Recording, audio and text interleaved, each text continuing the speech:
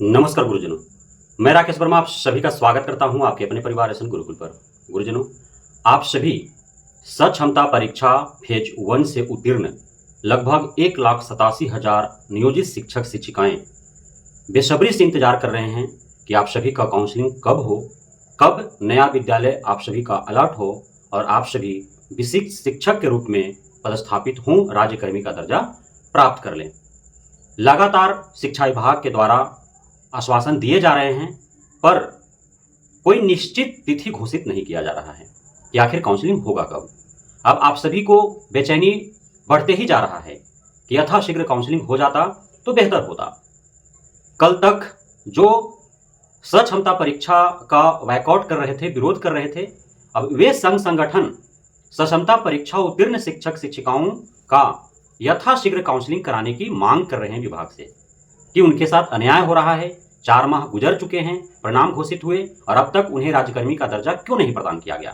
साथ ही सक्षमता परीक्षा फेज 2 के आवेदन भी लिए जा चुके हैं। लगभग 85,000 नियोजित शिक्षक शिक्षिकाएं इस सक्षमता परीक्षा फेज 2 हेतु आवेदन कर रखे हैं। वे भी परीक्षा के लिए बेसब्री से इंतजार कर रहे हैं, उनका परीक्षा नहीं हो रहा है। उस हेतु भी शिक्षक शिक्षिकाओं के संघ संगठन के नेतृत्वकर्ता के द्वारा लगातार विभाग से मांग की जा रही है कि उनका जो है परीक्षा लिया जाए। तो इस प्रकार से लगातार जो है सक्षमता परीक्षा को लेकर के और विभाग और शिक्षक शिक्षिकाओं के बीच तनाव बढ़ते जा रहे हैं। शिक्षक शिक्षिकाएं मांग कर रहे हैं फेज 1 का काउंसलिंग कराओ, फेज 2 का परीक्षा लो और यथाशीघ्र पदस्थापित करके और राज्यकर्मी का दर्जा प्रदान करो। विभाग और बीएसईबी बोर्ड जो है वह अब तक इस हेतु कोई विशेष पहल नहीं कर पाया है। तो गुरुजनों, आप सभी को मैंने पूर्व के कई वीडियो में बताया था कि सक्षमता परीक्षा को लेकर के जो असमंजस है नियोजित शिक्षक शिक्षिकाओं में, उसके कई पहलू हैं। सबसे बड़ा पहलू यह है कि जब कोई विशिष्ट शिक्षक बन जाएगा तो उससे पूर्व जो नियोजित शिक्षक के तौर पर उसका कार्य अनुभव रहा है, उसका उसे लाभ मिल पाएगा अथवा नहीं मिल पाएगा। वह प्रधान शिक्षक या प्रधानाध्यापक हेतु आवेदक के रूप में योग्य रह पाएगा अथवा नहीं, या फिर जो प्रत्येक 8 वर्ष पर पदोन्नति देने की जो प्रोसेस है सरकार और विभाग का, उसके तहत उसे लाभ मिल पाएगा अथवा नहीं। दूसरा जो पहलू है वह है कि विशिष्ट शिक्षक बनते ही नया नियुक्ति पत्र देने की बात शिक्षा विभाग के द्वारा कही गई, जिससे नियोजित शिक्षक शिक्षिकाओं को आपत्ति है कि उन्हें नई नियुक्ति पत्र न देकर के और उस नियुक्ति पत्र में विशिष्ट शिक्षक के तौर पर जो नियुक्ति पत्र उन्हें प्रदान किया जाए, उसमें पूर्व का जो नियोजित शिक्षक के तौर पर उनका कार्यानुभव रहा है वह उस नियुक्ति पत्र में अंकित हो। इस प्रकार का नियुक्ति पत्र उन्हें मिले, न्यू नहीं बल्कि रीन्यू मिले। जिस प्रकार से driving licence, ATM card, debit card, credit card, ये सब रेन्युअल होते हैं, उसी प्रकार से रीन्यू अपॉइंटमेंट लेटर उन्हें मिलना चाहिए, ये उनका डिमांड है।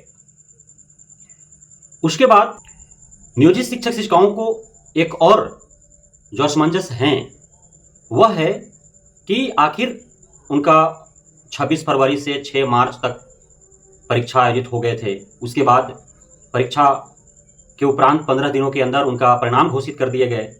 अब पूरा मार्च बीत गया, अप्रैल बीत गया, मई बीत गया, जून बीत गया, परिणाम घोषित हुए लगभग 3.5 माह बीत चुके हैं और अब तक यह ज्ञात नहीं है कि आखिर उनका काउंसलिंग कब होगा, विशिष्ट शिक्षक के तौर पर वे कब पदस्थापित होंगे और राज्यकर्मी का दर्जा उन्हें कब प्रदान किया जाएगा।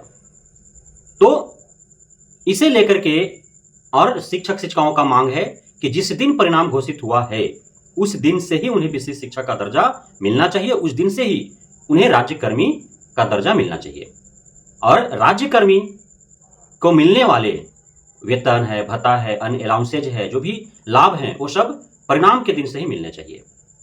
तो इसमें जो सूत्रों के हवाले से खबर निकल करके आ रही है कि शिक्षा विभाग के द्वारा इन सारे पहलुओं पर विचार किया जा रहा है, इसीलिए शायद इतना देर हो रहा है।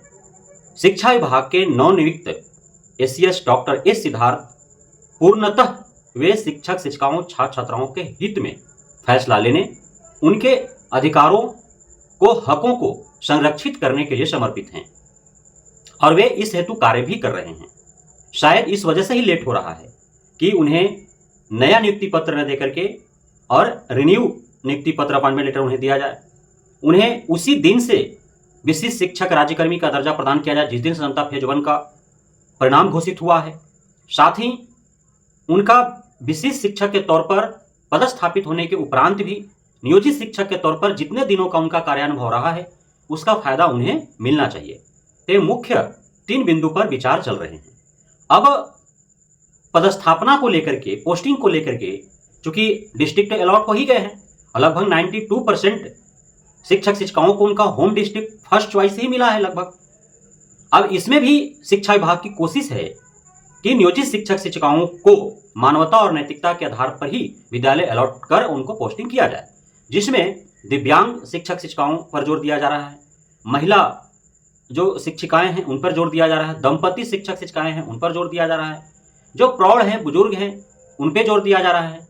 साथ ही कोशिश है कि सभी नियोजित शिक्षक शिक्षिकाओं को अत्यधिक दूरी पर उन्हें न भेज करके और कम से कम दूरी पर भेजा जाए ताकि वे घर से भी आना जाना कर सकें। इन सारी बातों पर जो है वो विचार विमर्श चल रहे हैं लगातार, अधिकारी पदाधिकारी के बीच में इस पर राय मशवरा हो रहा है और बेहद जल्द आपको इसका सुख परिणाम देखने को मिल सकता है। तो आप उम्मीद बनाए रखें। सभी नियोजित शिक्षक शिक्षिकाओं से मेरा आग्रह है कि आप धैर्य रखें, देर होगा पर दुरुस्त होगा। बहुत बहुत धन्यवाद आप सभी गुरुजनों का, नवनियुक्त शिक्षक साथियों का, भावी शिक्षकों, छात्र छात्राओं एवं उनके अभिभावकों और परिजनों का। जय हिंद।